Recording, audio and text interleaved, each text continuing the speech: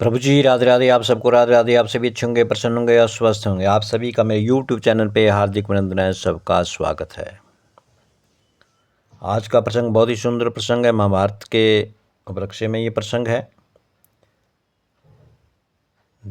धृतराष्ट्र ने क्यों गंवाए अपने 100 पुत्र, किस कारण से 100 पुत्रों की मौत हुई। धृतराष्ट्र आंखों से अंधे थे, लेकिन आंख के ना होने से वासना नहीं मिट जाती। आंख के न होने से कामना नहीं मिट जाती। काश सूरदास ने धृतराष्ट्र का ख्याल कर लिया होता तो आंखें फोड़ने की कोई ज़रूरत ना होती। सूरदास ने आंखें फोड़ ली थी इसलिए कि ना रहेगी आंखें, ना मन में उठेगी कामना, ना उठेगी वासना। पर आंखों से कामना नहीं उठती, कामना उठती है मन से। आंखें फूट भी जाएं, फोड़ भी डाली जाएं, तो भी वासना का कोई अंत नहीं है। चाहे वो किसी प्रकार की हो, धन की वासना हो, जमीन जायदाद की वासना हो, घर बंगले की वासना हो, गाड़ी की वासना हो, पुत्र पुत्री की वासना हो, चाहने की, पाने की, या दूसरी भी कई प्रकार की कामनाएं होती हैं, वो एक किस्म की वासना ही होती है। पिता के जीवन काल में उसके 100 पुत्र क्यों मारे जाएं, इससे बड़ी विडंबना क्या हो सकती है उस पिता के लिए। जब किसी बाप के 100 पुत्र हों, 100 के 100 पुत्र मारे जाएं युद्ध में, उससे बड़ी उस पिता के लिए और विडंबना क्या हो सकती है। महाभारत में धृतराष्ट्र के 100 पुत्र मारे गए थे। क्या यह उनके पूर्वजन्म के किसी कर्म का दंड था क्या। धृतराष्ट्र अंधे थे, लेकिन जब उन्हें यह पता चला कि गांधारी को 100 संतानों को जन्म देने का आशीर्वाद है, तो अंधेपन का दुख मिट गया। धृतराष्ट्र के 100 पुत्र और एक पुत्री हुई।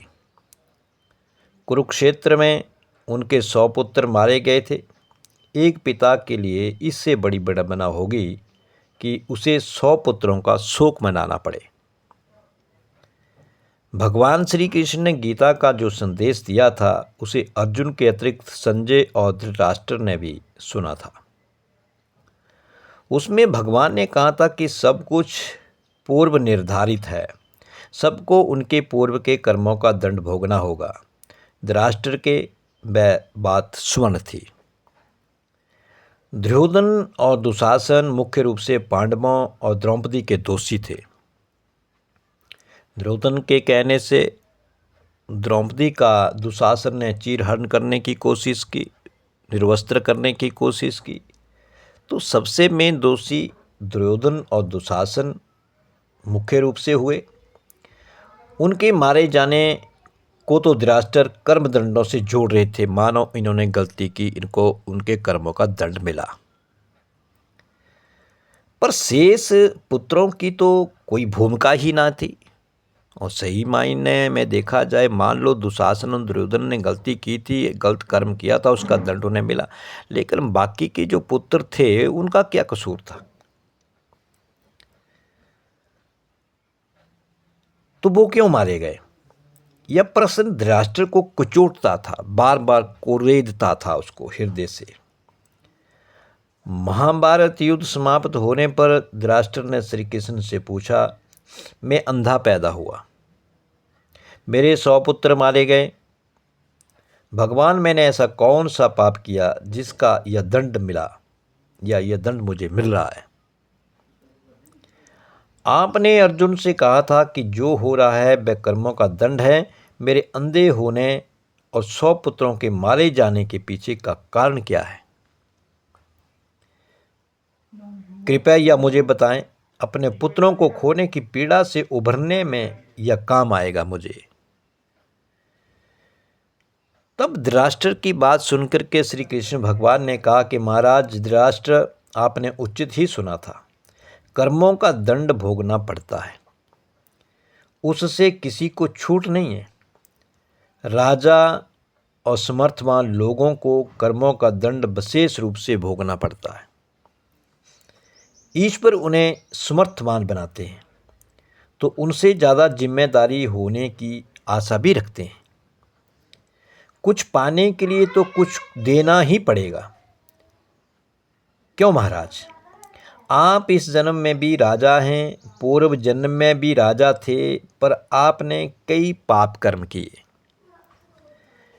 धृतराष्ट्र अधीर हो गए, चुप हो गए। बाद में बोले, केशव, मैंने इस जन्म में जो किया वह मेरे सामने है। एक राजा और एक बड़े परिवार का मुखिया होने के नाते मुझे वही उचित लगा। पूर्व जन्म का रहस्य जानने को उत्सुक हूँ। कृपया वह रहस्य खोलें कि ऐसा कौन सा पाप था कि मैं अंधा भी हुआ और 100 पुत्र भी मैंने गंवा दिए, वो भी अपने सामने। भगवान श्री कृष्ण ने धृतराष्ट्र को पूर्व जन्म की याद दिलानी शुरू की और उन्हें पूर्व जन्म में लेकर के गए। भगवान बोले, महाराज राष्ट्र, पिछले जन्म में भी आप एक राजा थे। आपके राज्य में एक तपस्वी ब्राह्मण रहते थे। ब्राह्मण के पास हंसों का एक जोड़ा था जिसके 4 बच्चे थे। ब्राह्मण को उन हंसों से अपने संतान के जैसा लगाव था। जिस तरह हम अपने घर में किसी जीव को रखते हैं, गाय रखी है, भैंस रखी है, या बकरी या दूसरा भेड़ पाल रखी है, या कुत्ता या बिल्ली पाल के रखी है, उनके बच्चों से उनके साथ हमारा लगाव हो जाता है अपने परिवार की तरह। उसी तरह उस ब्राह्मण ने वो हंसों का जोड़ा रखा था, उनके 4 बच्चे थे। उन बच्चों के साथ उस ब्राह्मण का बहुत लगाव था। ब्राह्मण को तीर्थ यात्रा पर जाना था, लेकिन हंसों की चिंता में वह जा नहीं पा रहे थे कि इनको कौन देखेगा, इनकी देखभाल कौन करेगा, इनके छोटे छोटे बच्चे, इनको कौन भोजन देगा, इनको दाना कौन डालेगा, इनको पानी कौन पिलाएगा। इस चिंता के कारण वो यात्रा के लिए नहीं जा पा रहे थे। उसने अपनी चिंता एक साधु को बताई। साधु ने कहा, तीर्थ में हंसों को बाधक बता करके हंसों का अगला जन्म खराब क्यों करते हो? राजा प्रजापालक होता है, तुम और तुम्हारे हंस दोनों उसकी प्रजा हो। हंसों को राजा के संरक्षण में रख करके तीर्थ को जाओ। उस साधु ने अच्छी बात कही, क्योंकि हम राजा के राज्य में रहते हैं और राजा की जिम्मेवारी है कि वो प्रजा की देखभाल करे, प्रजा का पालन करे, किसी को किसी प्रकार का दुख हो उस दुख को मिटाने की कोशिश करे। तो आप क्यों चिंता कर रहे हो? अपने जीवन को क्यों बर्बाद कर रहे हो? हंसों को क्यों फिर जीवन के भीतर उनको बर्बाद करना चाह रहे हो? तो ये राजा की जिम्मेवारी है। तो आप इन हंसों के जोड़े को, उनके बच्चों को आप राजा के संरक्षण में रख करके तीर्थ को चले जाओ। साधु ने बहुत अच्छी बात कही। आप एक प्रजापालक राजा थे। ये भगवान श्री कृष्ण धृतराष्ट्र जी से उनके पूर्व जन्म की बात कह रहे हैं। इसलिए ब्राह्मण को यह बात जम गई। वह आपके पास आया और अपनी सारी परेशानी जो थी वो कह सुनाई। आपने ब्राह्मण के तीर्थ से लौट आने तक हंसों की रक्षा का दायित्व स्वीकार कर लिया कि आप तीर्थ यात्रा के लिए जाइए, मैं इन हंसों की देखभाल करूंगा, ये दायित्व मेरे ऊपर है। ब्राह्मण हंस और उसके बच्चे आपके पास रख करके तीर्थ को चले गए। ब्राह्मण ने वो बच्चे, जो 4 बच्चे थे, हंसों का जोड़ा था, वो उनके पास, आपके पास इनके छोड़ दिए। हंस आपके महल के तालाब में ही पलने लगे, बड़े होने लगे। आपको एक दिन मांस खाने की तीव्र इच्छा हुई। आप उस समय अपने महल के बाग में घूम रहे थे। आपकी नज़र हंसों पर पड़ गई। आपने सोचा, सभी जीवों का मांस खाया है पर हंस का मांस आज तक नहीं खाया, इसका स्वाद आखिर कैसा होता होगा, ये आपके मन के भीतर भाव आ गया। महाराज, आप इसी विषय पर सोचते रहे और हंस का मांस खाने की इच्छा तीव्र होती चली गई। यह इच्छा अब प्रकाष्ठा पर पहुंच गई, यानी कि बहुत ऊंची तक पहुंच गई। नहीं कि मैंने हंसों का मांस खाना है, ये मांस कैसा होता है। मन के भीतर ये तीव्र इच्छा जो थी प्रबल हो गई। जब तक हमारा मन के ऊपर काबू नहीं होगा तो हम तो फिर हार जाएंगे। जिसने मन के ऊपर अपने काबू पा लिया तो उसने सबको पा लिया। इधर राजा अपने आप को रोक नहीं पाया, अपनी इच्छा को बांध नहीं पाया और इच्छा अब पराकाष्ठा पर पहुंच गई और आप खुद को रोक ना सके महाराज। आपने हंस के 2 बच्चे पकड़े और उनको भून करके खा लिया। देखो, उन 4 बच्चों में से 2 बच्चों को पकड़ लिया राजा ने और उनको मार काट करके उनको भून करके राजा ने खा लिया। ये जिम्मेदारी एक ब्राह्मण दे करके गया था।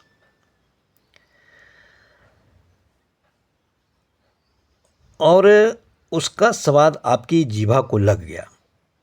हंस के एक एक कर 100 बच्चे हुए, क्योंकि हंसों का जोड़ा था। पहले 4 बच्चे थे, उसके बाद फिर उनके बच्चे हुए, फिर उनके बच्चे हुए, आगे ऐसे ऐसे करके उस हंस के जोड़े के 100 बच्चे हुए। और आपको, आपकी जीभ को उन हंसों के मांस का स्वाद लग चुका था। हंस के एक एक करके 100 बच्चे हुए, आप सबको खाते चले गए। अंततः हंस का जोड़ा संतानहीन होकर के दुख में मर गया।